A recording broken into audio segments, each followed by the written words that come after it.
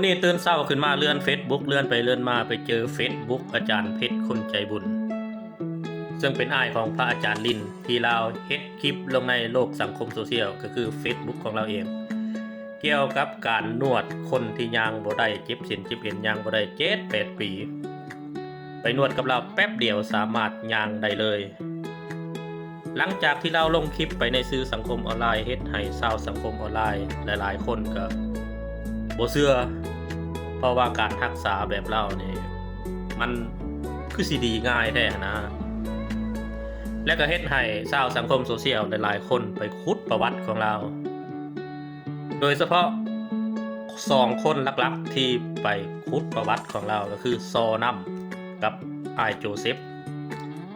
ซึ่ง2คนนี้นี่ได้ขุดประวัติของอาจารย์เพชรได้ขุดเอาแบบจริงแบบจังเลยนะทุกคนจนเฮ็ดให้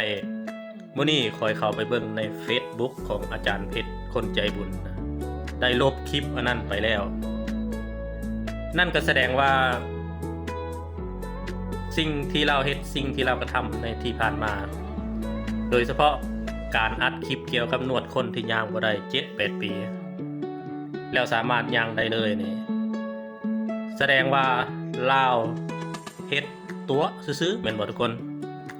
หรือว่าแบบนึงก็แบบต้มตุนก็บ่แม่นนะเพราะว่าถ้าแม่นเฮ็ด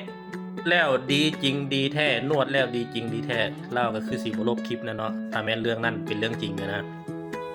แต่ว่าลักษณะแบบนี้นี่คือการ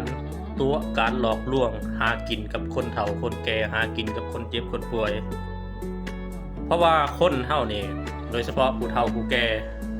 หรือว่าผู้เจ็บผู้ป่วยเวลาความตายหรือว่าความเจ็บความปวดมันเข้ามาสู่ร่างกายมันมาถึงของเฮาแล้วนะคนเฮามันต้องหาที่พึ่งเนาะทุกคนไปหาแพทย์หาหมอหาหยังก็บ่ดีไปหาหมอนวดหมออยู่ไสดีหมออยู่ไสได้ยินข่าวว่าอยู่หั่นรักษาดีอยู่นี่รักษาดีนี่ไปเบิดคนเฮาน่ะไปหาที่พึ่งคือบางคนที่บ่มีศาสนาก็ไปหาเพิ่งผีปู่ผีย่าตานายก็เฮ็ดให้เฮาเห็นประเพณีบางบ่อนไปไหว้ผัวให้ไปหน้าไปไหว้ผีปู่ผีย่าผู้ที่มีพระพุทธศาสนาก็ไปเพิ่งศาสนาเพราะว่าคนเฮานี่เวลาความตายมันใกล้สิมาถึงมันสิไปหาที่พึ่งแล้วก็อาจารย์เพชรนี่ก็คือกันแล้วก็เป็นคนหนึ่งที่แบบว่าเรียนรู้วิชาอาคมทั้งนี้เกี่ยวกับการรักษา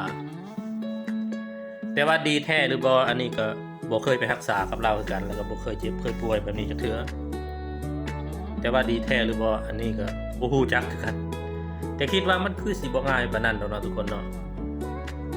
หลังจากที่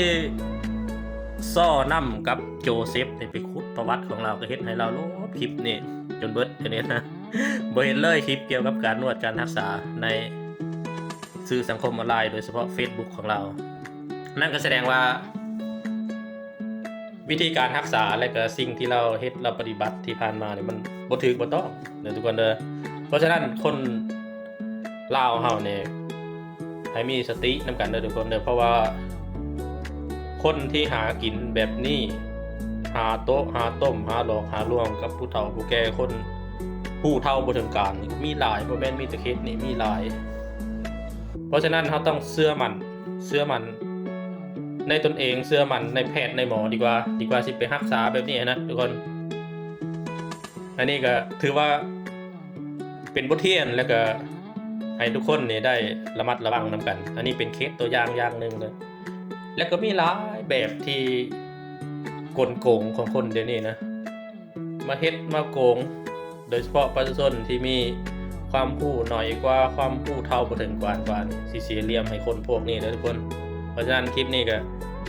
ฝากเตือนทุกคนให้มีสตินำกันนะทุกคนเด้อให้ระมัดระวังคนพวกนี้นำกัน